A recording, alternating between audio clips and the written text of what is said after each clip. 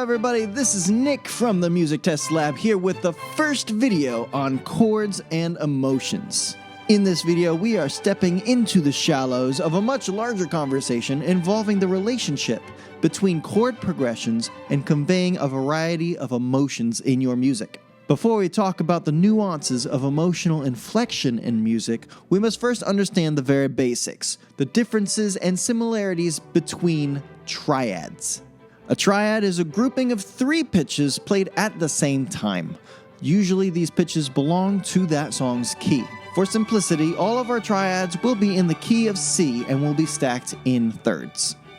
What are thirds?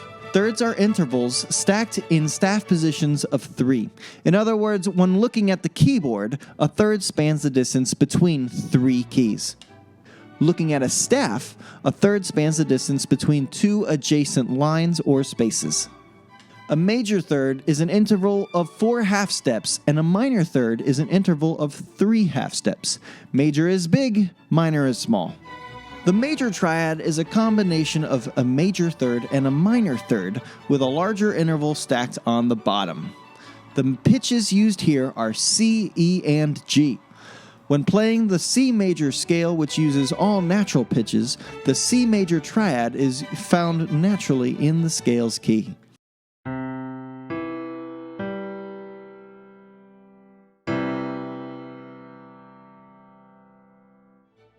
Major chords by themselves are happy, bright, and cheerful little buggers.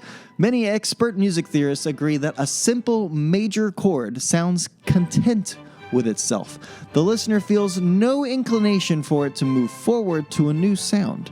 It feels resolved in place once it has arrived. The Swiss music theory expert Gustav Guldenstein, I apologize if I said that wrong, described it thus, quote, "The tonic can be symbolically represented by a person standing upright in life.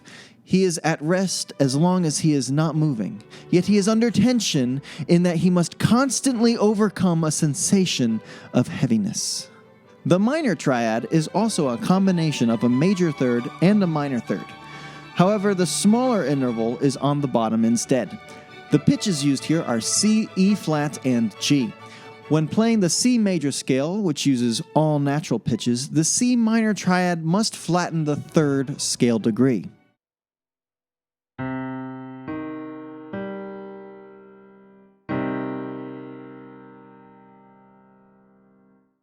Minor triads are sad and depressed. The melancholy they exude lends a sense of lethargy.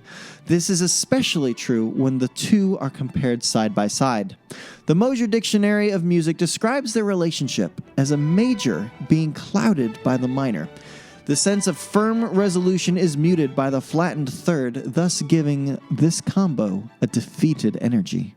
The Diminished Triad. Ah yes, the Diminished Triad. Curious, mysterious, shrouding, and wanting. The Diminished Triad is a stressful combination of 2 minor thirds. The pitches used here are C, E flat, and G flat. When playing in C major, the C Diminished Triad must flatten the 3rd and the 5th scale degrees.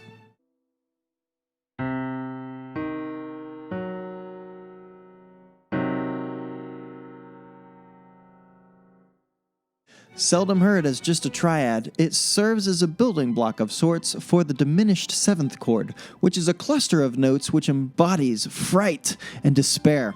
Since this particular combination evokes specific feelings, purposeful composers use this chord when attempting to express the stress of futile resistance or the eagerness to prevent something from coming to pass. The preceding and following chords can alter the direction of the stress that it takes.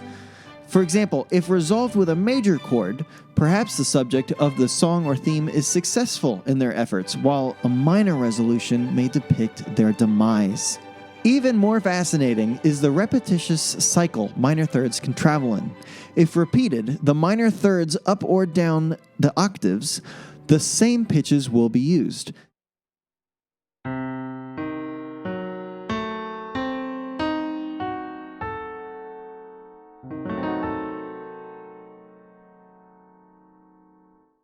This lends itself perfectly for stressful moments that can build and build and build.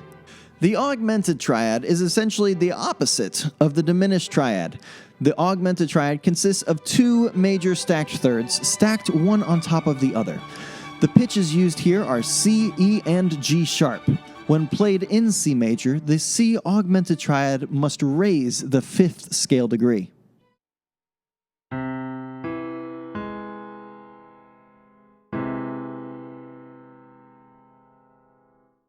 This is the surprise factor, the whoa, the wow.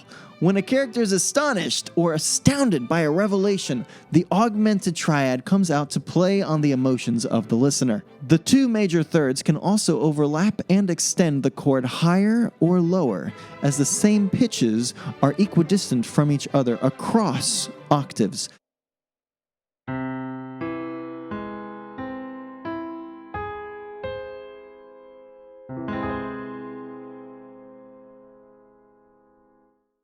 It draws the listener in, making the music create interest in the topic at hand.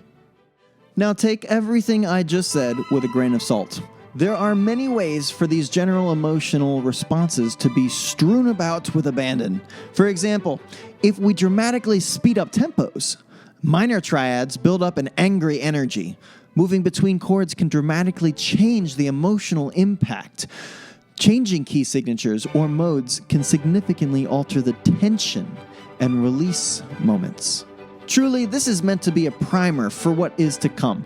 Play around with these chords and discover your favorite combinations. Leave a comment down below about your favorite triad and tell us why. And before we take off and start writing our next symphony, I want you to take a moment and reflect on your own emotional changes and fluctuations. Especially nowadays, our feelings may be stuck in a minor key or feel deluged with a diminished outlook on life. But remember, music as well as life changes with the next chord.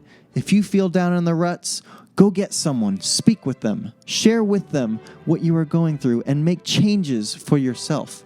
Chords depend on one another to create majesty and wonder, and sometimes those dark and minor moments make the uplifting of spirits all the sweeter. As always, this is Nick from the Music Test Lab. I'll catch you next time.